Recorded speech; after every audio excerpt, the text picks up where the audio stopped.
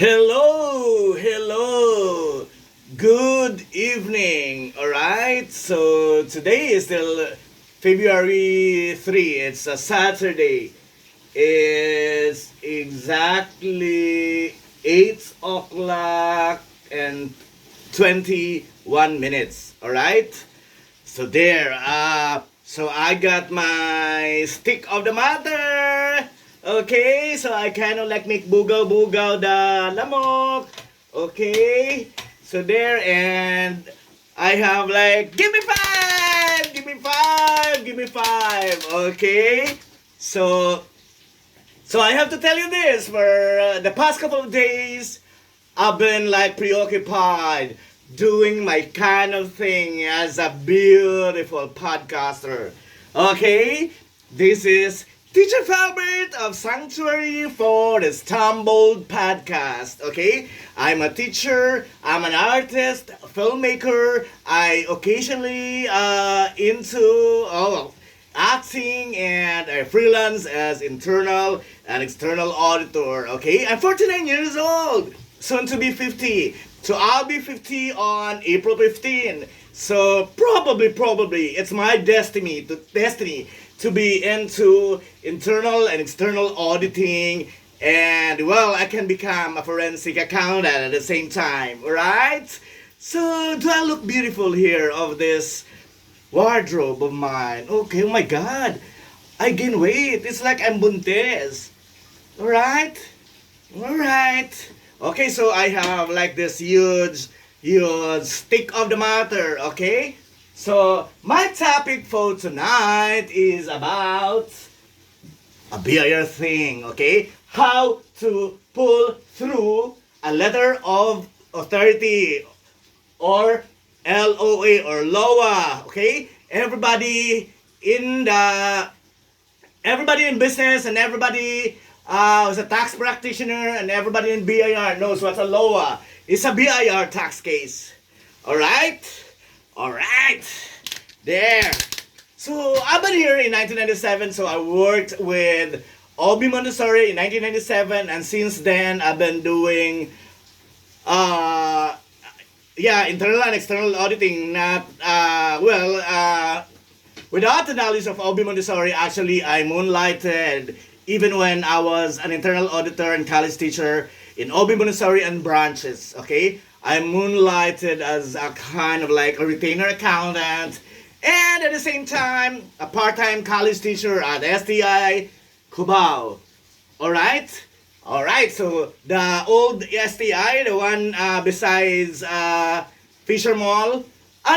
Besides Farmers Mall. Alright? So the STI Cubao now is actually transferred to the new building in Pituazon.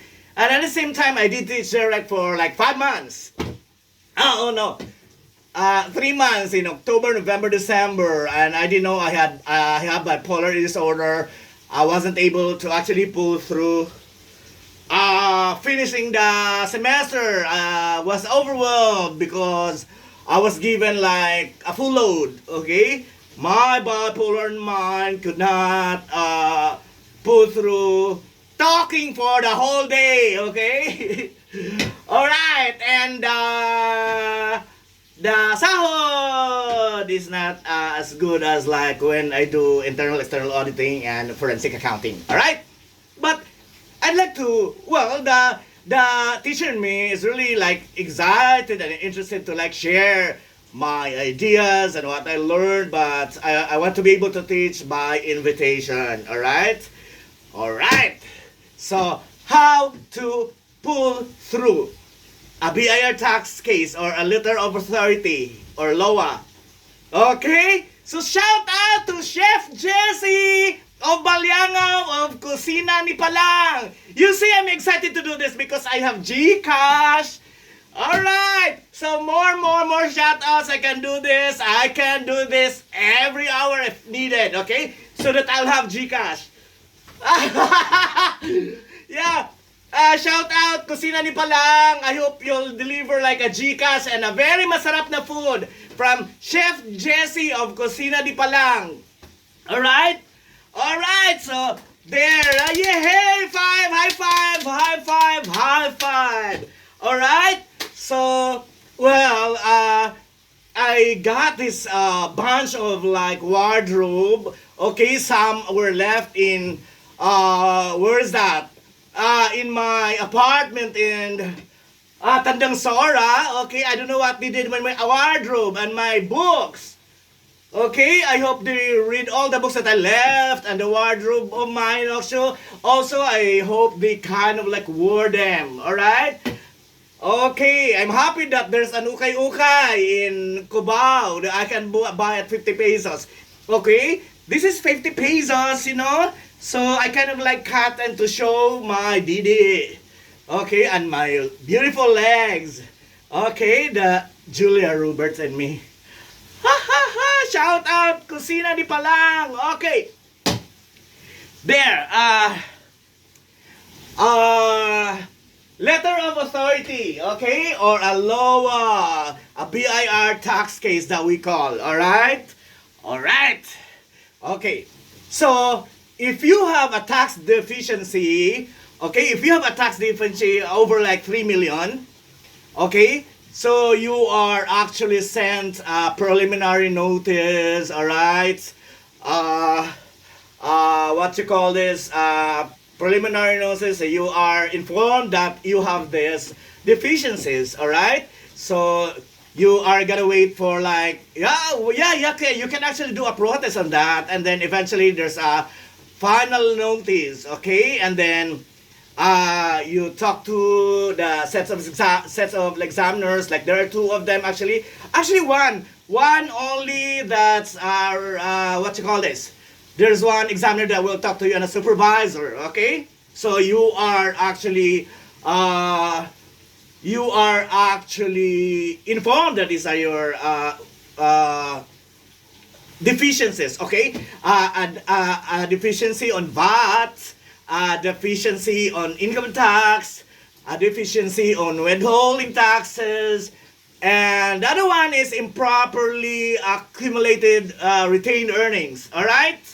All right, okay. So I know that sometimes there are companies that don't have retainer accountants, or there are retainer accountants that cannot pull through like a letter of authority or a tax case. Remember that an accountant is not an auditor. Okay, I'm an auditor, so I check, or auditors kind of like check the work of the accountants. You have to remember that. Okay, so well, as a retainer accountant at the same time. In other words, well, they understand very well, of course, how the tax deficiencies are arrived at, you know. Well, sometimes if there are retainer accountants, they cannot like maintain the client for like, they can be there like 3 years or 5 years, and when the law or the tax case came out, they're not there anymore. So that's why some big companies, large corporations for that matter, hire Sisip Goris and Valayo lawyers, tax lawyers, and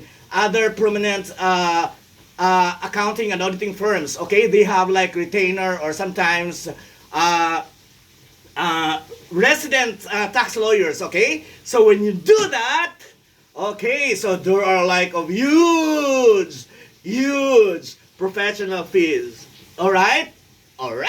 So there, well, effective today, actually effective February 1, like I used to say, like if I do external audit of a single proprietorship business and professional, for example, I'll charge 30,000 strictly, and you have to provide me a working paper, okay? Second, if it's a corporation, I'll charge you 50,000. That includes a CPA certificate and a working paper at the same time. If you cannot do a working paper, I can do that, okay? So if a large corporation, I'll charge you 100,000, okay? Okay, so we have to work on the threshold of 30%, okay? 30% overstatement of cost and expense is a fraud, remember that. So 30% of understatement of our revenue is also a fraud. So we have to work on that, okay? The sorcery cannot happen anymore as far as we have to do cleansing, sort of that, all right? All right. Okay, now you have the preliminary assessment notice or PAN, Okay, and then that will progress into like a final assessment, okay? And then you have to talk to the examiner and the supervisor about how to pull through with this, all right? Okay, so you speak with them and all that. Okay, so like for example, if it's the deficiency is like 10 million. Like for example, well, I can take care of, of a tax case.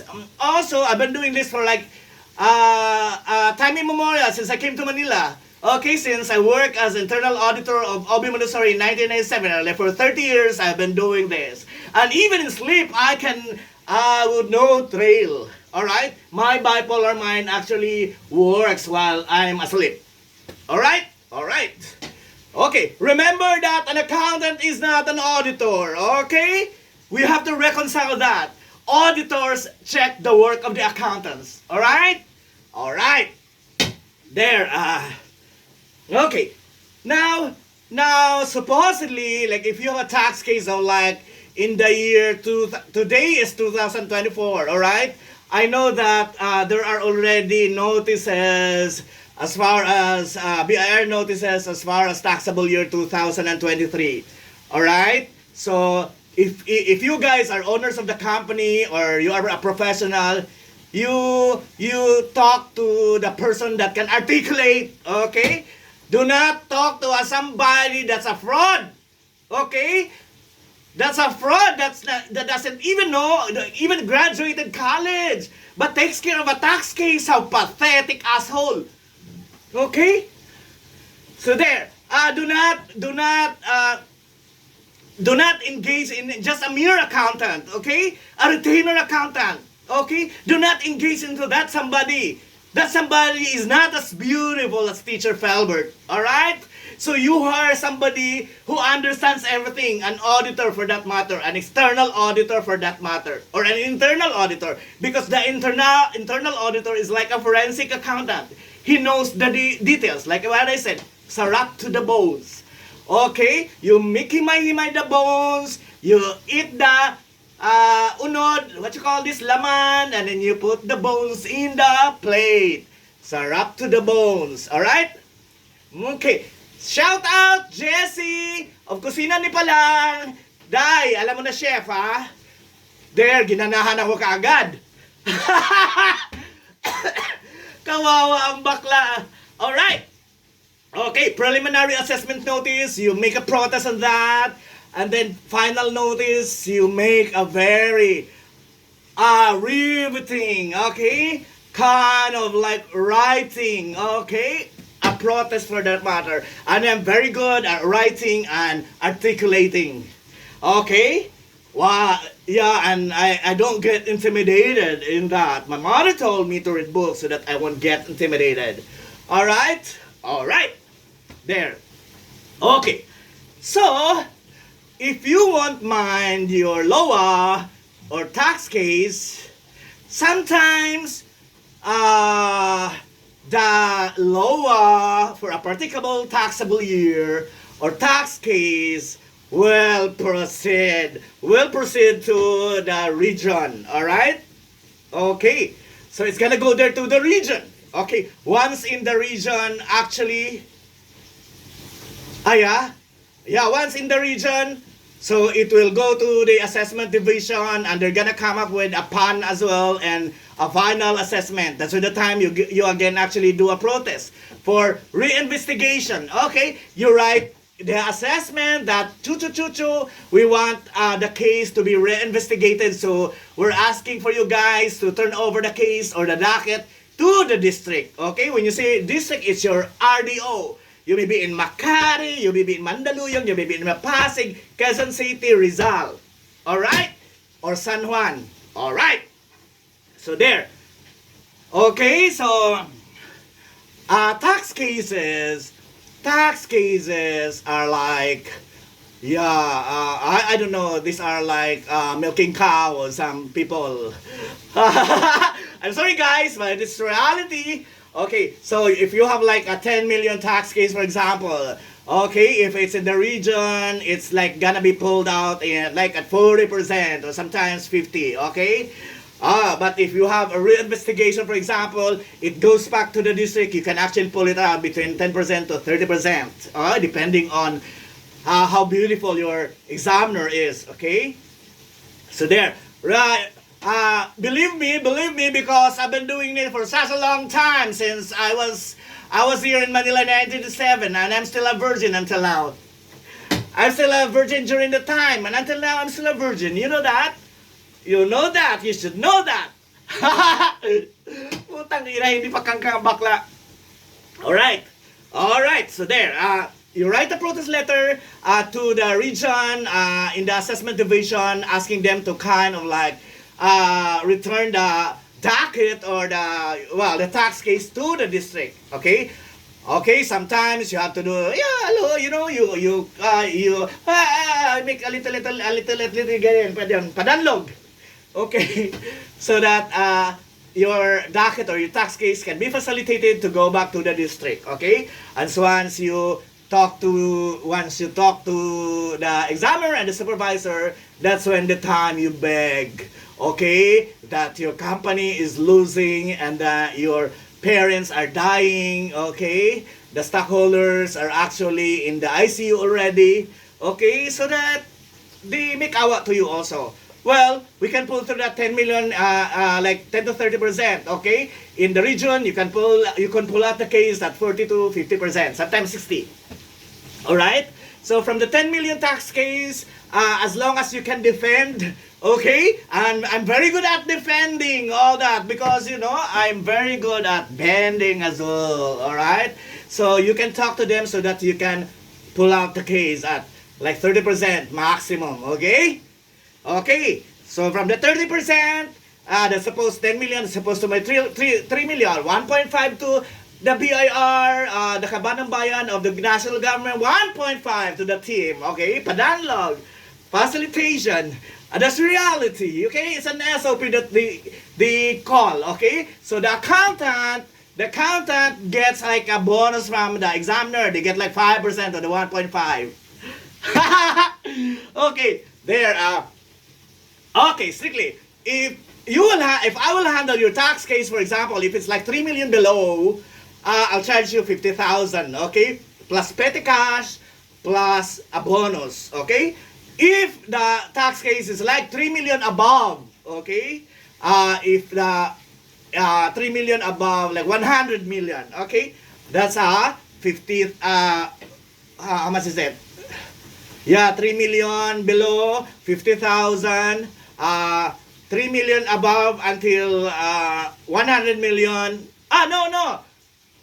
3 million to 50 million, that's a 100,000 professional fee. Alright? I am better than a tax lawyer. If the tax lawyer is not a CPA or an accountant. Okay, I challenge him for that. If the lawyer is just a trial lawyer, doesn't substantive knowledge in tax and accounting, well, I can be a better lawyer than him or her. I promise you that. Okay. What else? If the tax case is like 50 million above to 100 million, I'll charge you 100,000. Okay? Plus plus petty cash and plus a little bonus. Okay? If I pull it through like a 20%. Alright? If 100 million above, okay, that we will calculate. Okay?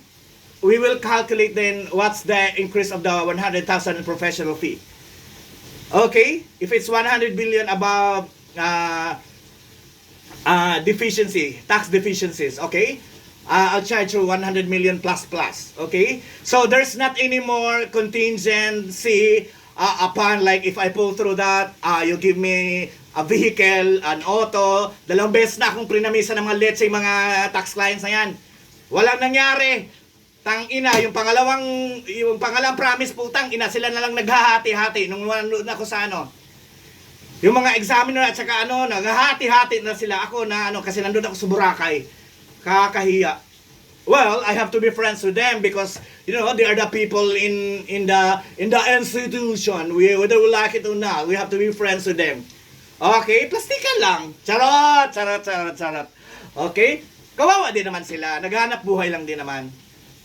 Alright? Kaya ikayo, makipagkaibigan kayo sa akin para hindi ko kayo idaldal. Sorry kayo. Pero hindi naman ko kayo pangalanan.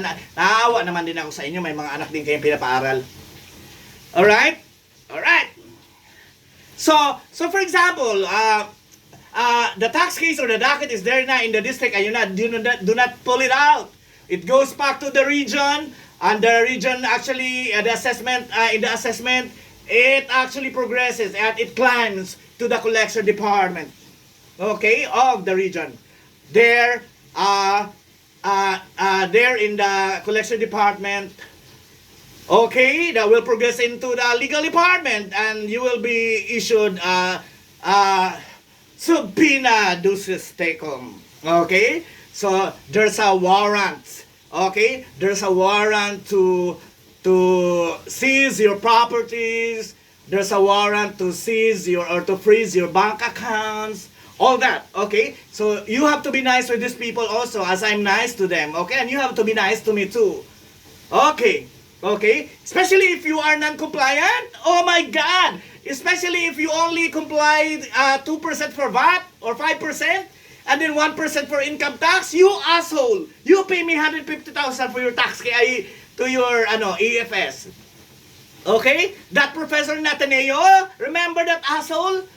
I hope he's still alive and he doesn't have a ball cancer. A balls cancer pala.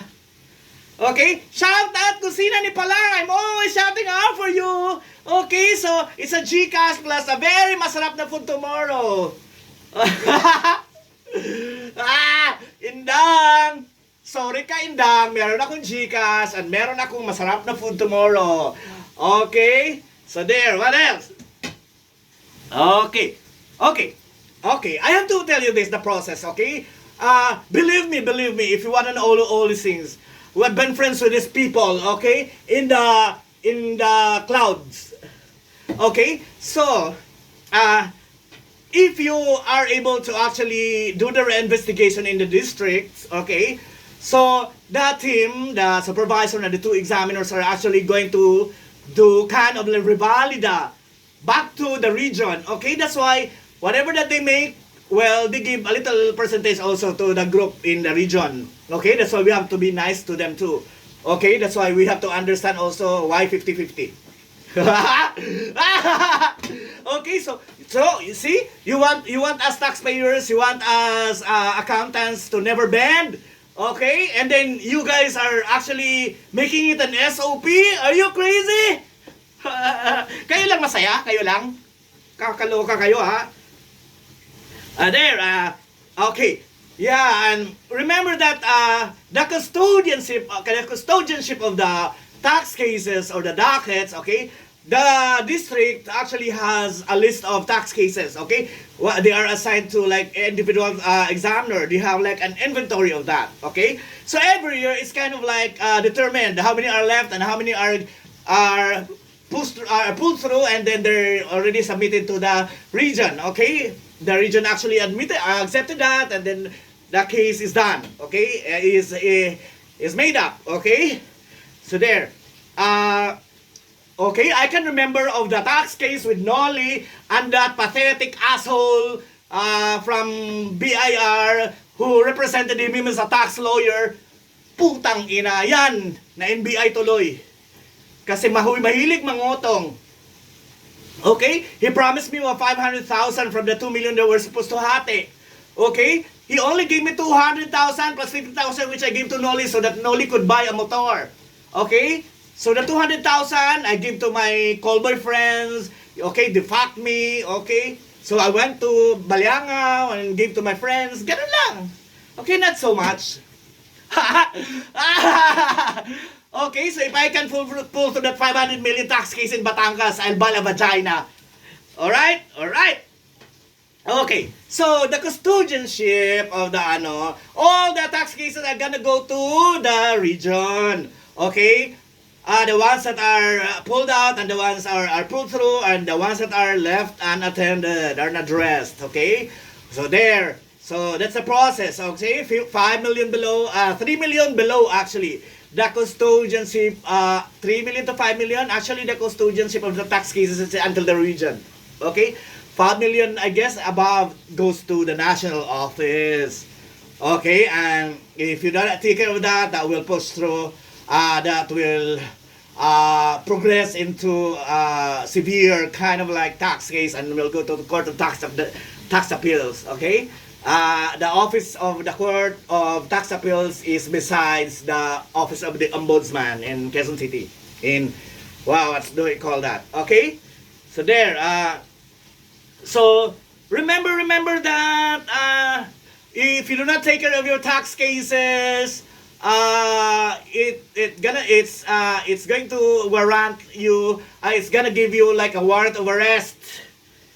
Okay, the subpoena duces tecum. Okay, I don't know what's in English. Okay, but it's like it will progress into a warrant of arrest. Okay, you get jailed for that if you do not take care of your tax cases, and sometimes all your bank accounts before you know it are frozen. Okay, and all your properties, especially if you are a single proprietorship business, are like